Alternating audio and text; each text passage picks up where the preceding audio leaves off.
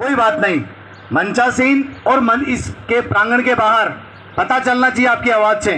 घर जाके बच्चों को क्या संदेश देंगे? गए, चाय पिया गए, ठीक है, आगे पराड़ा साहब के साथ फोटो खिंचाई, चले गए। आवाज़ निकलनी चाहिए हृदय से, आत्मा की गहराई से।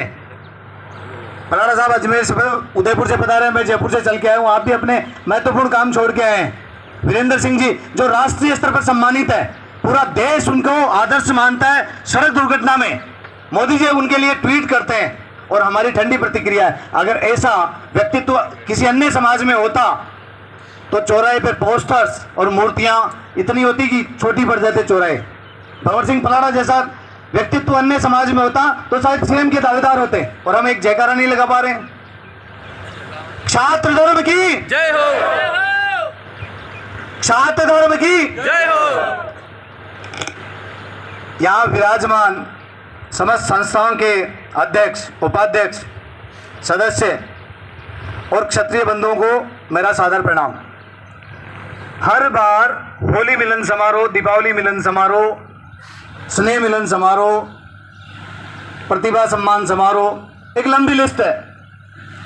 लाखों की भीड़ इकट्ठी करते हैं, लाखों भाषण देते हैं, गला दुखने लग जाता है, शाम को 2 पैक लगाते हैं, सो जाते हैं, दूसरे दिन वही रूटीन शुरू हो जाता है। कोई प्रैक्टिकली बात नहीं।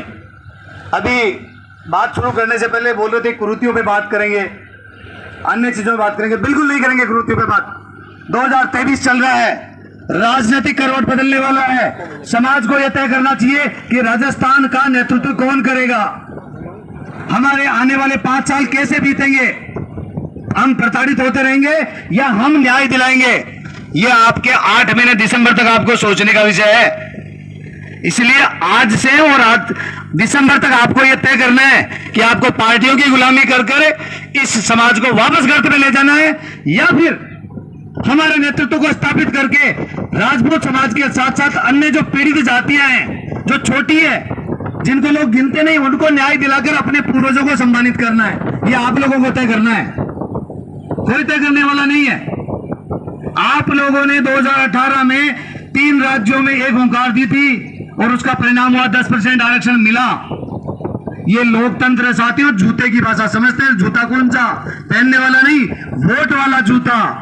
वोट की ताकत जो दिखाएगा, जो महसूस करवाएगा, उसी को पूछेंगे, किसी को पूछने वाले नहीं है। भूल जाइए आप राजनीतिक पार्टियों को, भूल जाइए हिंदुत्व के नारे को। नहीं है हिंदू, हम सनातनी है, हम क्षत्रिय हैं। और क्षत्रिय होने का मतलब है आप गाय पालक है, आप स्त्री पालक है, आप राष्ट्रभक्त है। इस बात का प्रमाण पत्र आपको किसी से लेने की आवश्यकता नहीं है। आपने क्षत्राणी का दूध पिया है, ये सब फॉर्मेलिटीज आपके ब्लड में है। आप कहीं भी किसी भी मिट्टी का अगर डीएनए टेस्ट कराएंगे, उसमें राजपूत की डीएनए जरूर निकलेगा। कहीं भी किसी विषय में मिट्टी खोद के आप टेस्ट करवा लीजिए, क्योंकि हमारे पूर्वजों ने इतना त्याग, इतना बलिदान किया है। परमवीर चक्र जितने मिले हैं आजादी के बाद में राजपूतों को मिले हैं। और आज लोकतंत्र में हमारा स्थान क्या है, यह आप सबको अच्छे से पता है। कल हमने एक मांग उठाई कि पंचायती राज संस्थाओं में और नगर निकाय संस्थाओं में हमें 10% जो आरक्षण मिला है, उनमें भी 10% आरक्षण चाहिए। अगर आप लोग सहमत है तो हाथ उठाइए। जो 10% आरक्षण हमें चाहिए, और उसके लिए यह सौभाग्य है नसीराबाद का, जब गए बार आपके यहाँ पे खेलकूद प्रतियोगिता हुई थी, पलाड़ा साहब के प्रतिनिधि के रूप में शिवराज जी विराजमान थे और होनार सिंह जी भी यही मंच पे विराजमान थे। और मैंने कहा था कि आरक्षण की विसंगतियों पे काम कीजिए, आप सब ज्ञापन दीजिए, आरक्षण की विसंगतियां हटी। आज मैं नसीराबाद में आह्वान कर रहा हूं कि 10% पे काम कीजिए, 10% आपको मिलेगा। मुझे लगता है कि नसीराबाद की धरती बहुत पवित्र है, यहां से की हुई बातें आगे जाती है और वो फलीभूत होती है।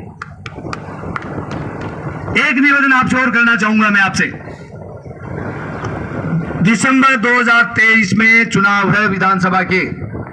आपके पास बहुत से छल प्रपंच होंगे। कोई कमल का फूल लेके आएगा, कोई हाथ का पंजा लेके आएगा, कोई राहुल गांधी की फोटो लाएगा, कोई मुलायम सिंह की लाएगा, मरे हुए की फोटो, कोई किसी और की लाएगा। अन्य जातियों से सीखिए और समझिए। जो पार्टी के पदाधिकारी हैं, मैं उनको नहीं कह रहा हूं, जो पार्टी के पदाधिकारी नहीं है और 99% पदाधिकारी नहीं है, उनको अपने जहां भी कोई भी पलाड़ा साहब कोई आयोजन करते हैं, संख्या बल में पहुंचिए, समर्थन कीजिए। अन्य कोई व्यक्ति आयोजन करता है, अगर वो समाज के प्रति समर्पित है तो वहां पहुंचिए और पार्टियों को भूल के समाज के नाम पे वोट देना सीखिए। जिस दिन आप लोग समाज के नाम पे वोट देना सीख जाएंगे, उस दिन आपकी वैल्यू हो जाएगी। अब आप कहते हैं जी हमें पता ही नहीं चलता, वो गए जमाने। आजकल इलेक्ट्रॉनिक सिस्टम में बूथ वाइज एनालाइज होता है। इस बूथ पे 1000 वोट है, राजपूतों के इतने वोट थे, जाटों के इतने थे, गुजरों के इतने, मुस्लिम इतने। वोट किसके कितनी जाति के पड़े काटते हैं ना। आप में से बहुत सारे टीचर हैं, चुनावी ड्यूटी लगती होगी, समझते हैं आप लोग इतने। तो वो जब काटते हैं तो पता लग जाता है कि राजपूतों के 70 वोट पड़े, इनके इतने पड़े। एक एक वोट का ध्यान रहता है। इसलिए गलतफहमी अपने दिमाग से निकाल दीजिए कि आपके वोटों की गिनती नहीं होती है। जाति के आधार पर वोट करना शुरू करेंगे, राजनेता आपके चरण वंदन करेंगे। और देखिए अपने नेतृत्व को, जो समाज के लिए खड़ा होता है उसके साथ खड़े होइए। रही बात सामाजिक संगठनों की, जब राजपूत पैदा होता है तो वो सिर्फ राजपूत होता है, वो कोई जय राजपूताना संघ का सदस्य, राजपूत सभा का सदस्य या किसी अन्य का सदस्य नहीं बनता है। कोई भी संगठन कार्यक्रम करे, आपका दायित्व बनता है कि वो संगठन के पदाधिकारी उसमें आगे रहें, उनका बोर्ड लगे और आप सब सामान्य रूप में पधारें, उनकी संख्या बल दिखाएं। साल भर में 100 कार्यक्रम होते हैं, 100 संगठनों के द्वारा। अगर आपने 1,000 संख्या दिखाई तो साल भर में आपकी संख्या कितनी हुई थी? 1 लाख की, जबकि उस क्षेत्र में आप रहते हो 1000 ही। ये एनालिटिकल है, ये अन्य जातियां अच्छे से समझाती है। अभी जयपुर में एक सभा हुई थी और एक अभी आसींद में भी हुई थी। जब आसींद में सभा हुई तो गहलोत जी ने छुट्टी घोषित कर दी, मांग ने किसी ने नहीं की, छुट्टी घोषित कर दी। जयपुर में सभा हुई, बोर्ड का गठन कर दिया। आप बोर्ड मांग रहे हो, क्षत्रिय बोर्ड, कोई बोल रहा है क्या? क्योंकि जानते हैं बोलेंगे है नहीं, बरगला के वोट ले लेंगे, हिंदू के नाम पे ले लेंगे, मुस्लिम के नाम पे ले लेंगे, गाय के नाम पे ले लेंगे, नारी के नाम पे ले लेंगे, क्योंकि जाति के आधार पर वोट करता नहीं है, अपने नेतृत्व को मजबूत करता नहीं है। और फिर बाद में आप चाहते हो कि हमारे राजनेता हमारा काम करे। अरे जब तक वो जीतेंगे नहीं, जब तक वो मंत्री नहीं बनेंगे, जब तक वो मुख्यमंत्री के दावेदार नहीं बनेंगे, मुख्यमंत्री नहीं बनेंगे, तो काम कौन करेगा आपका? आपके अधिकारियों को पोस्टिंग कौन करेगा? सामाजिक संस्थाओं को भी डीटीओ साहब बोल रहे थे जमीन अलॉट करवा देंगे। जय राजपूताना संघ राष्ट्रीय स्तर पे रजिस्टर्ड है, हमारी अलॉट की हुई जमीन को कैंसिल करवा दी लोगों ने। गुरुकुल के लिए हम उज्जैन में बना रहे हैं जमीन, पैसे से खरीद के गुरुकुल। क्यों? क्योंकि राजनीतिक प्रपंच इतने बड़े हैं। हमारी क्षेत्रानी कल्प चल रही है जिसमें पलारा साहब आगे आगे बुलाते हैं, बोल से क्या चल रहा है दादा, ऐसे ऐसे बहनों को वो दे रहे। मेरे भंवर सिंह पलारा पैलेस में जो भी शादी होगी उस शादी में से 11,000 रुपए क्षेत्रानी कल्प को मैं देता हूं। ये आत्मिक भाव होते हैं समाज के, ये आत्मिक। और तुरंत बोला 51,000 रुपए तुरंत दे दिए और मैनेजर को सीधा बोला मेरे से पूछने की आवश्यकता नहीं है, शादियों का हिसाब आप रखोगे और क्षेत्रानी कल्प में अपने आप डोनेशन दोगे। ये भाव होता है। केकड़ी इकाई हमारा बहुत अच्छा काम कर रही है, क्षेत्रानी कल्प में नसीराबाद इकाई बहुत अच्छा काम कर रही है। हमारे अजमेर संभाग के सह संयोजक दौलत सिंह जी ढाल और विधानसभा, आपके विधानसभा नसीराबाद से दशरथ सिंह जी फौजी साहब शेखावत साहब हैं, जो विधानसभा के हमारे प्रभारी भी हैं।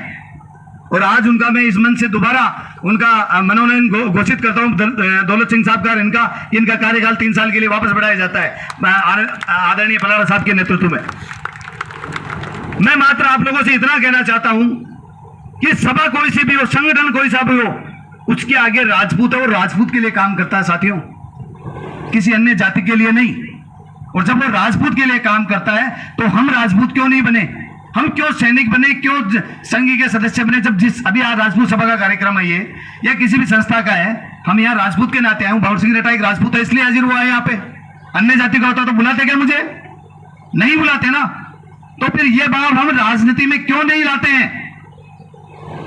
आप किसी भी समाज की मीटिंग में चुपचाप चला जाइए, आप चुपचाप बिना नाम बताइए और कोने में बैठ के सुनिए। वो खुले मंचों से घोषणा करते हैं कि जी आज मैं प्रदेश अध्यक्ष हूं, क्योंकि मैं इस जाति चाहता हूं इसलिए प्रदेश अध्यक्ष बना। आप लोगों ने पार्टियों को बचपन से बैठा किया ना, जो 2 सीट की पार्टी थी आज उसको केंद्र में बैठा रखा है। आपके प्रदेश अध्यक्ष है क्या? आपके अजमेर के जिला प्रमुख को रोकने के लिए किन पार्टियों ने षड्यंत्र किया? सोचने का विषय है। ऐसे कितने राजनेताओं की हत्या कर दी जाती है। ये कांग्रेस और बीजेपी दोनों भली नहीं है, मैं तो साफ बोल रहा हूं। क्यों इसलिए भली नहीं है? क्योंकि कांग्रेस तो सोचती है कि बीजेपी को छोड़ के राजपूत जाएगा नहीं, और बीजेपी छोड़ती है जाएगा कहां पे?